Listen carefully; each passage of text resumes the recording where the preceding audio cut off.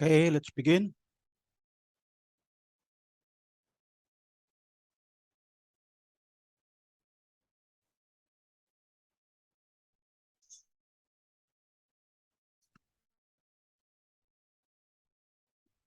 Okay, good day to everyone.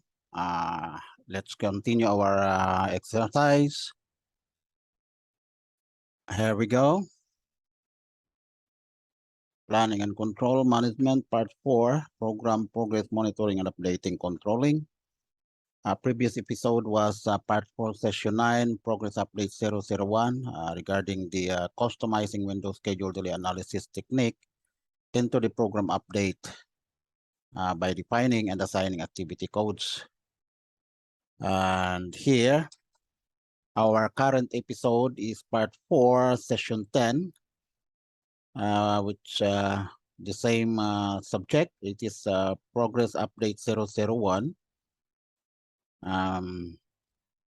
Still on customizing WSDA into the program update. And now this is about the preparation of the report layout for the WSDA.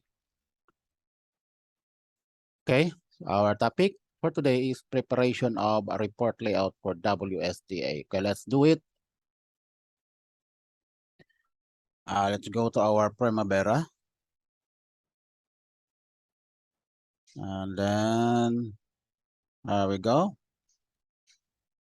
Okay, this is the column of our, okay, let's save this as, let's say, project. Let's say we will save this as a window schedule delay analysis. Okay, let's save it. Okay, let's fill up the required column here.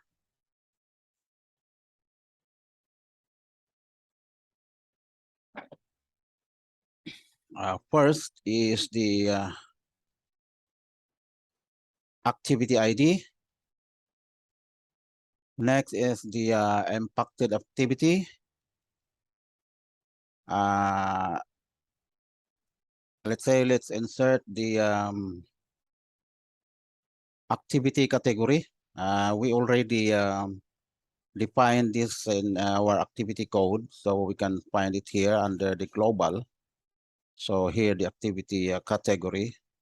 Let's insert it here, and then edit, and then column. So okay, next. I think you have already the idea what are those activity category.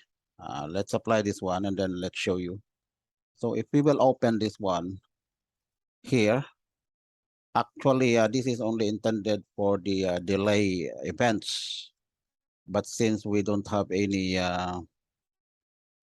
delay yet, so the activity itself is presented here, but we can filter it out by using this one filter. And then go to, let's say, delay events. Okay, Windows schedule delay analysis format. So let's modify it. Let's say the delay events, they will go to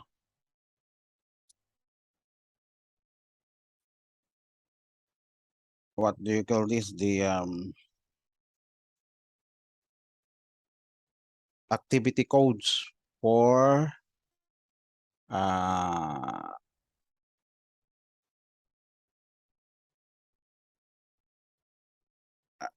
delay events. Okay. Causes, or I mean the cause of delay. Okay, let's say cause of delay.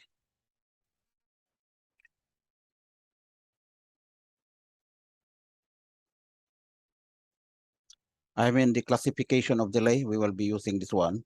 to filter that out because, okay, the classification of delay or disruption is equals to, let's say we will find for the,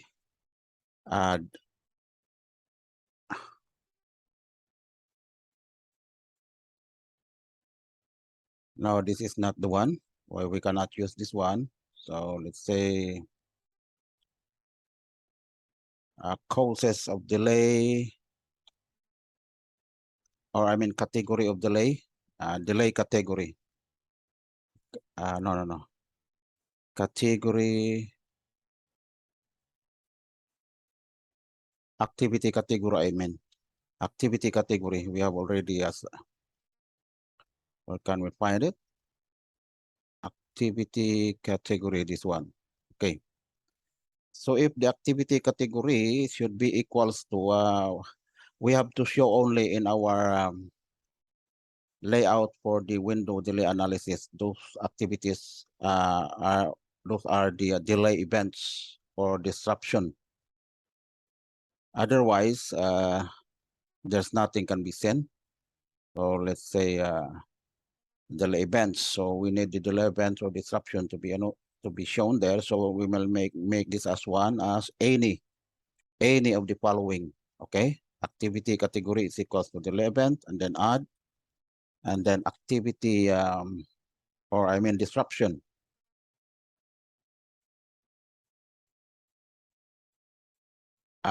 Activity category. Activity category is equals to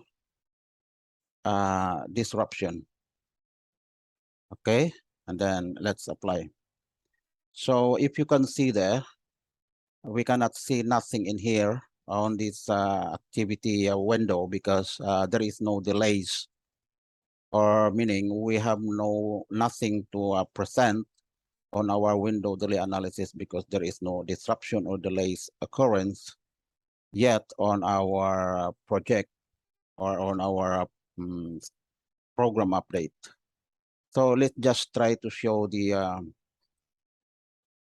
activity so that I can present to you, explain to you what are the purpose or what are the meaning or the definitions of these columns here that we are putting here for the layout of the WSDA. So, okay, let's just remove this to show the activities, okay? Okay, that is why activity here, you can select the filter of the activity we want to show on our layout. So here we can choose milestone, direct. So this is the activity code that we define for the from the recent episode that we have. Okay. Okay, let's go to next is the activity category. We're done about the delay or disruption description. Okay, so I think this is let's take this one, delay events. So let's change it into the original one. Let's remove it. Okay, and then apply. Okay, so here we go. These are the delay or disruptions description. So we will remove this WD. Edit, we will remove that. Okay, and then apply. Oh, okay, next is the delay or disruption chronology. So we will change this one already. This it is shown already there. So let's edit it and then delete that one so that the original one will be shown. So we will remove the WD. Okay, and then apply. Okay, so here we are. Delay or disruption chronology. Next is delay or disruption causes. We will show here the cause of delay. Causes of delay and disruption. So we can find it here under the activity codes under the global, because we already defined it. Where can we find it? Here, the causes. Okay, let's put it here. And then apply. Okay. Then we'll put it at the center. Okay, apply. Actually, we need to change this into a small letter only. With delay or disruption description. Or disruption description. So that it will not take much space on our schedule. Okay, apply. And then we will make this as one also as edit.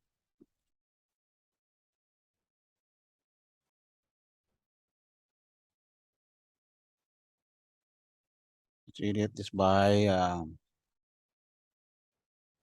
delay or disruption chronology.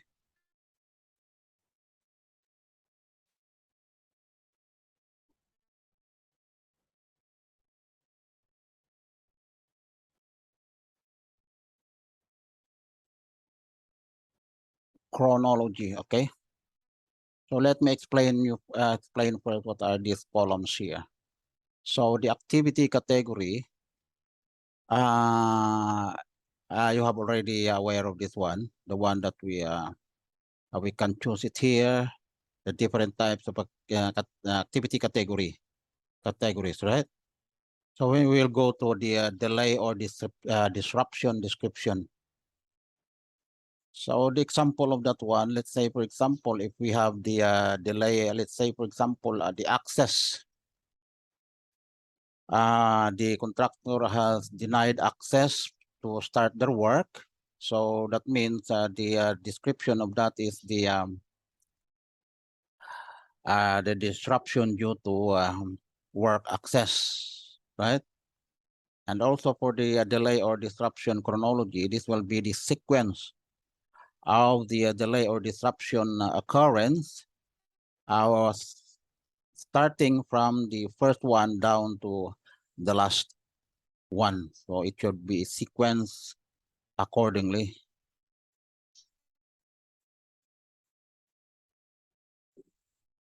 Okay, let's sort this by start. And then add by finish. Apply. Okay. We will save the okay. Next is what? The period start. So when we say period start, I already explained this to you that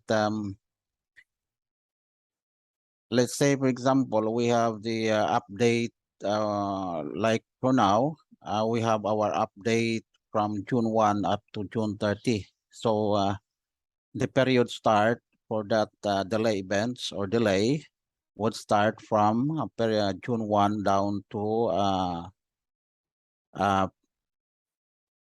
June 30. Let's say, for example, if we will be updating for the period of, let's say, September. So that means our period start here will be September 1 up to September 31. Okay, it depends on the, the frequency of the submission of the, the frequency of the progress update. That is always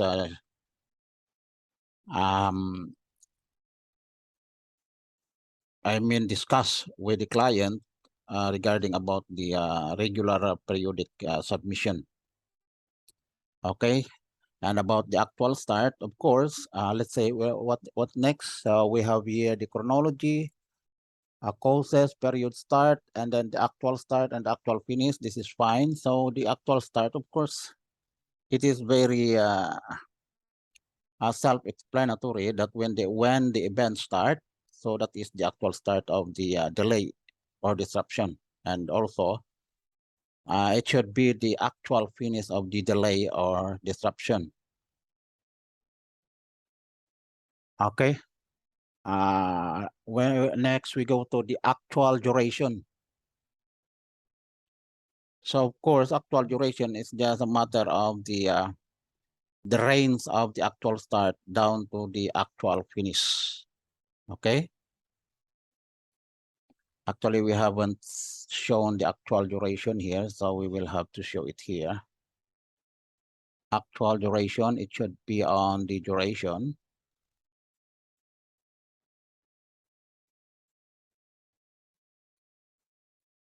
This one. Okay, let's show it. We will be showing it here. Actual start, actual duration. Edit.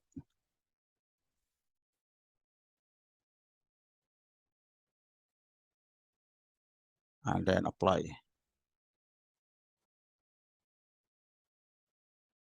Okay, next is the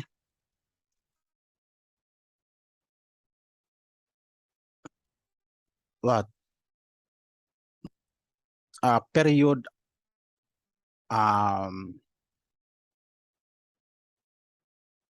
ECD.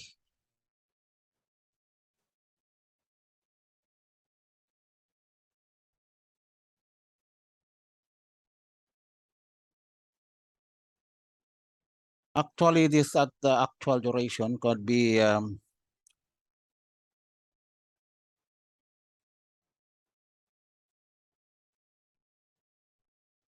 so period at completion duration. We have also defined this one, the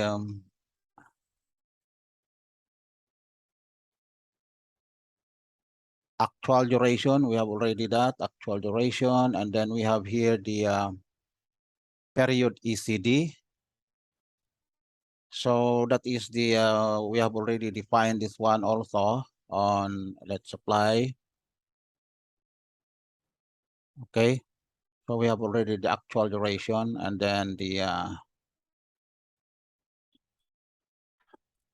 next is the period ECD. Actually, this should not be. We will change this one to activity ECD is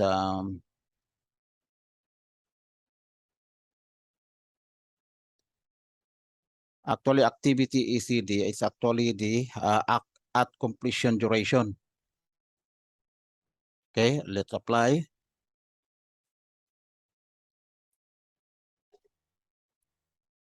We will remove first the ECD and we will show you where is the origin of that activity.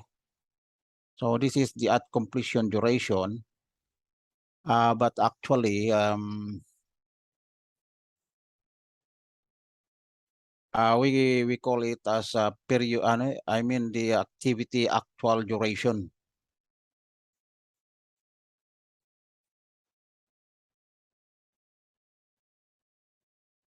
We have the actual duration, the period ECD.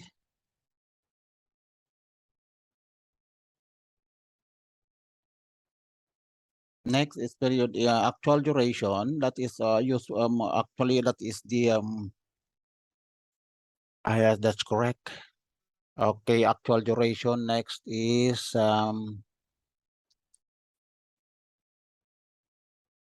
period ECD.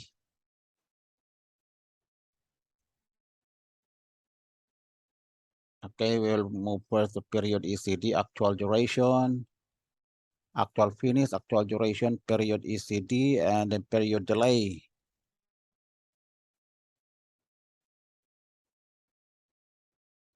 So the period ECD is actually that is the period at completion duration, which we defined in our user defined field earlier.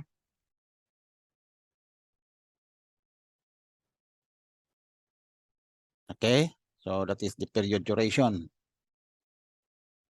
Or we will just make short period at completion duration or period ECD. Next is a period delay.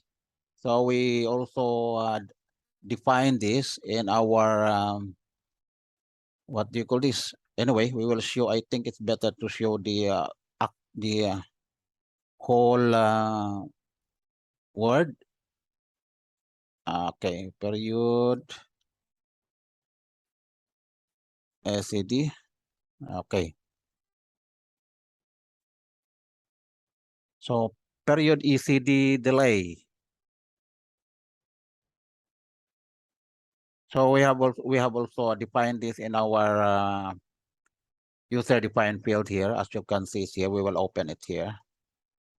Here we can see the WD. So we can see period ECD delay, period at completion duration, non-excusable delay, compensable delay. So that's it.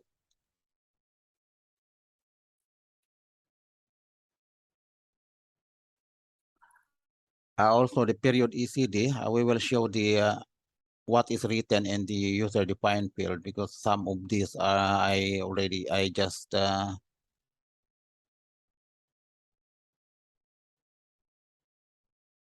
okay, let's remove this one.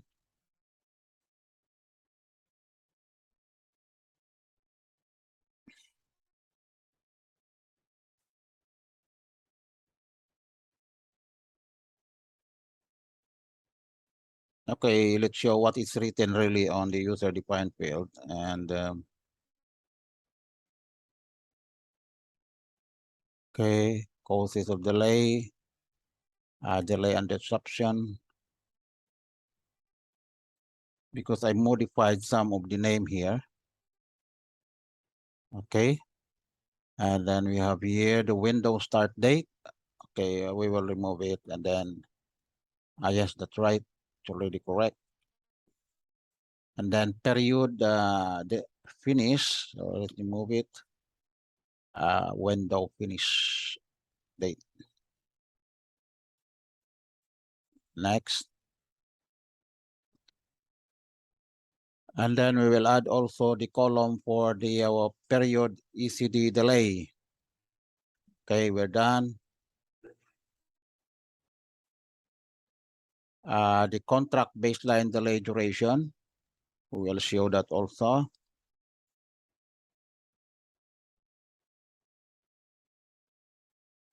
Apply, and then also the here, edit.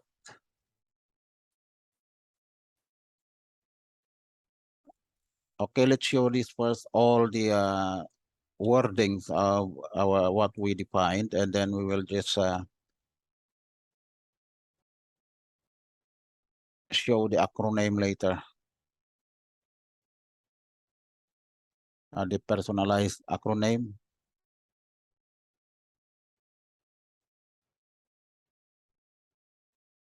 Okay.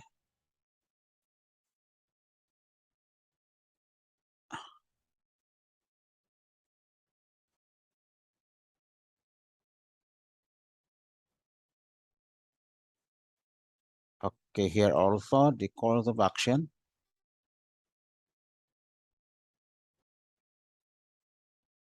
Okay, and then the remarks. So let's apply. So here are the columns that we need in our W is day, is the A. So here we can see it here, the complete column. But if you look at it, our screen will not be this will not be fit on our screen if we will just we will follow the exact name of these items. Okay.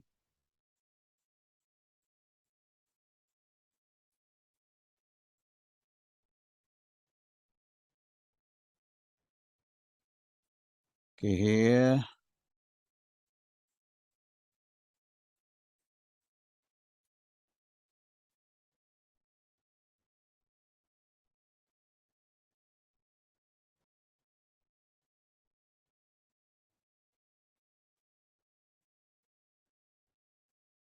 Okay, let's try to make the time scale a little bit bigger. Actually, it is already 3. So, okay, let's make the, what do you call this? The font a little bit smaller, but it's already small. On our, no, let's say, our time scale, we will make it a little bit smaller. Okay, that's fine also. Okay, so this is the columns on our window delay analysis that we need to fill up during the occurrence of the delays. So we have to fill this up for every delay occurrence on every update. Okay, so header remarks.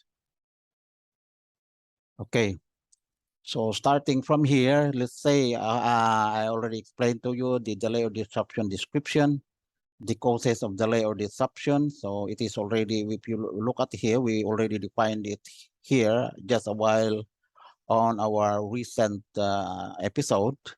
So you have to choose the who caused delay, who caused the delay, the owner, contractor, concurrent, or external. Okay, and also here the delay chronology. So I already explained this to you that this is about the sequence, a chronological sequence of the delays or disruption. And here the window start or the window finish date. So that means this is the range of the date from the period start and the period finish. Like for example, when we are updating the our program for the month of September, so it should be the window start date should be September 1, and the finish date is September 30. So the actual start, that is self-explanatory. So that means the delay events should start the actual start of the delay events and the actual finish. So here in the delay or disruption, so you have to input here the description of the delay and disruption, and here the causes of delay. Just click it here and then just supply whatever is in our defined activity codes here. You can choose it here. And also for the delay and description chronology, so you have to input it also manually, starting from 1 down to 2, 3, 4, and for how many occurrence or sequence of delays that may occur. And also the window start. So you just click it here and then choose, let's say October 1 is your update, period updates, October 1, and then up to 31 of October. And also the same as in window finish, you just click it there and then you can choose it. Actual start, the same thing. Actually,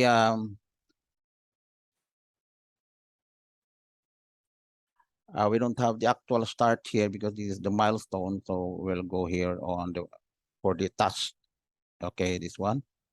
So just click it there and then input the actual dates. Okay, just click it there and then input the actual dates, and the actual duration will automatically populated from the actual dates. Okay, and then the period ECD. So we have to manually input this one during the analysis of the what do you call this of our program. So the example of this one, let's say for example on our previous, let's say for example for the period of June 1 to 30, we don't have any delay. So the period ECD here is whatever is shown there, which is a 305, or I mean, that was 300 days, I think. We can see it later. So we will just manually input it here. How much is the period ECD? So if you look at here at completion, this is actually the uh, at completion duration of what do you call this? Of the current program. So that means the period for the current period, this is the 300 days, is the period ECD of the current period. And then for the next update, so the ECD here will be changing again, depends on the progress. And that should be the period ECD here, that period. So later, I think you will understand that when we are on the scenario of having a delay events. Okay, at completion duration, I explained this to you that this is the completion at completion depending on the progress of the activity. It is not always equal to the original duration, and mostly not equal to the original duration, because the progress may be faster or slower. So the at completion duration may be ahead or may become delay respectively. So we have here the period ECD delay. So here, the period ECD delay, this is the comparison of the recent, or I mean the previous program update against the current program update. Let's say, for example, if the previous program update was the previous program update at completion duration here is 300. And then we have here our, for the next update, or say current update, we have a period ECD of, let's say 310. So that means, so 310 less the previous ECD, which is 300. So we will be having a period ECD delay here, which is 10 days. Okay. So you just click it here and then input manually the date, the number of days delay. Okay. And then we have here the contract or baseline delay. So this one, this is a different delay compared to the period ECD delay, because this one, the contract or baseline delay, we are comparing the at completion duration of the contract or baseline schedule against the at completion duration of the current program update. Okay. While in period ECD, we are comparing here the or I mean the period ECD delay.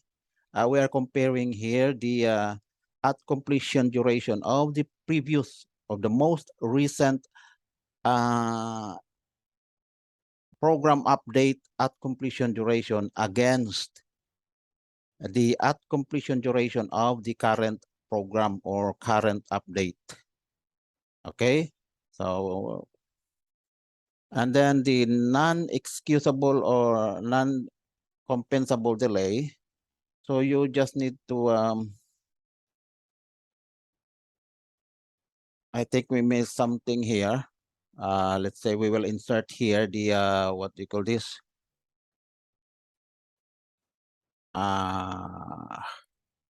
The activity codes for the I think we have already classification of delay. So we will insert it here under where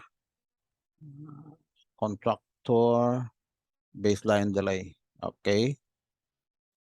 We will insert it here. Then apply. So here,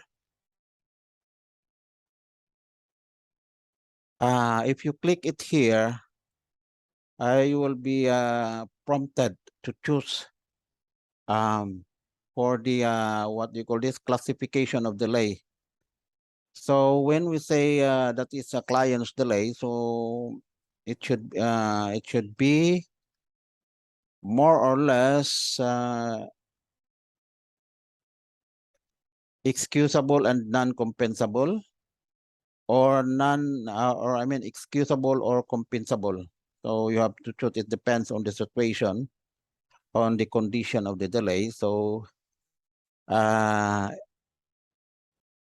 you have to choose in here, let's say it is only a disruption, so you have to choose disruption here.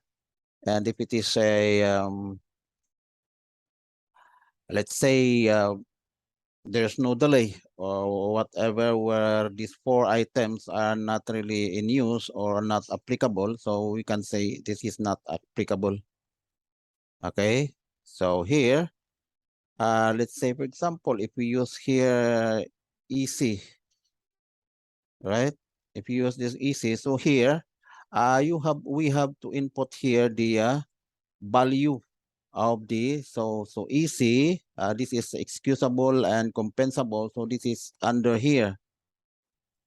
So we have to put the value here. Let's say the excusable or compensable delay is, let's say 15 days, 30 days, so on and so forth. Okay.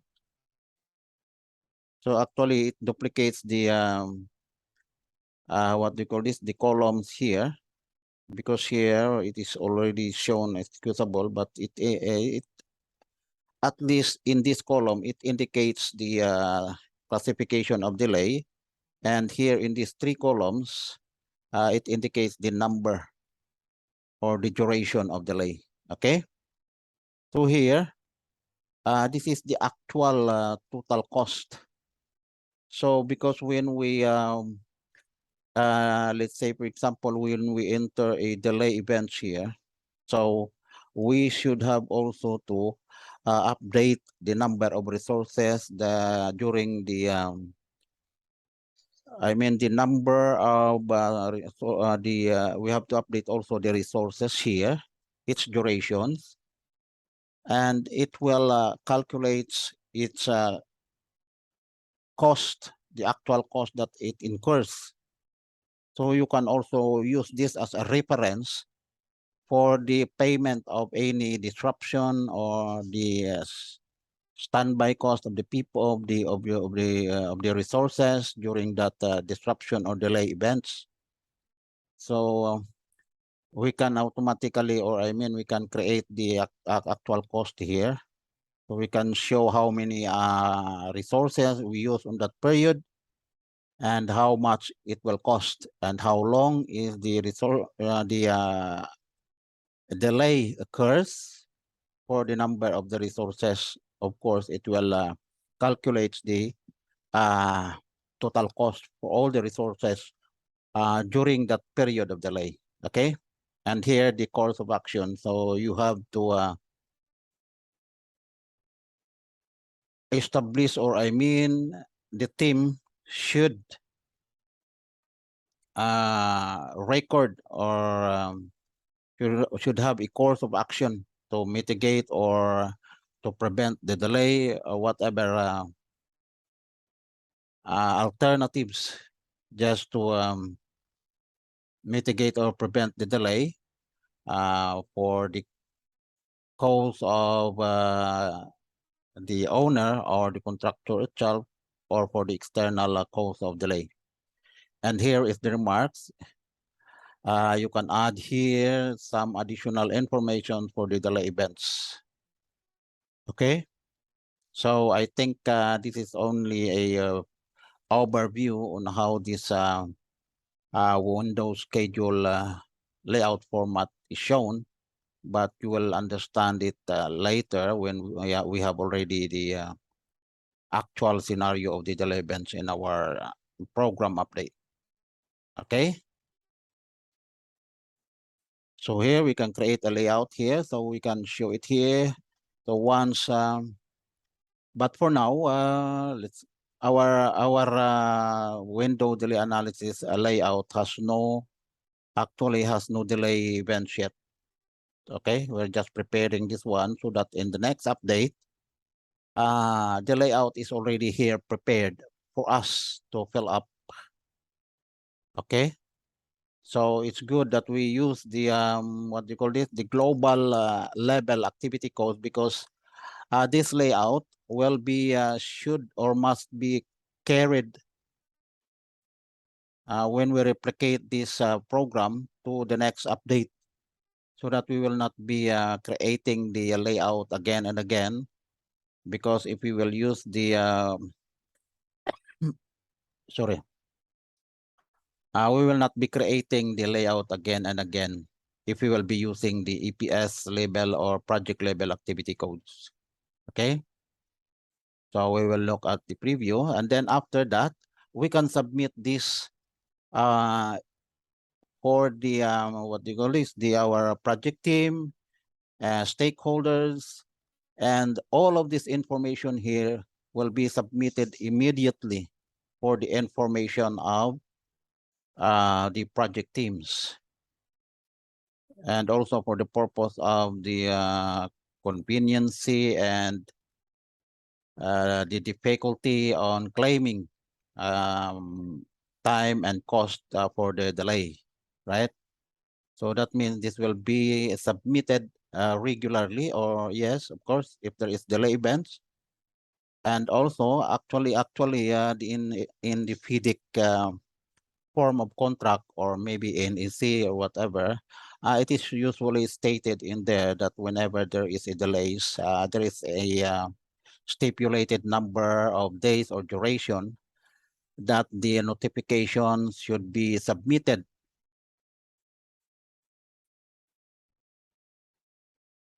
Let's say, for example, it could be 28 days. You have to submit the notifications of delay so that it will come to the attention of the client or any project teams that be required to have the information. So that's the purpose of that. Okay. Okay. So I think this is enough for the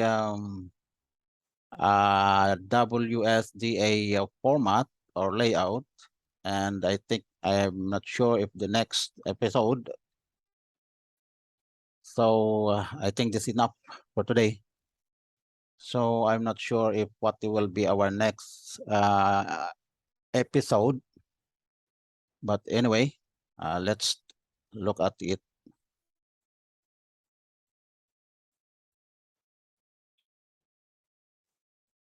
Okay, so our next episode could be special topic session 2.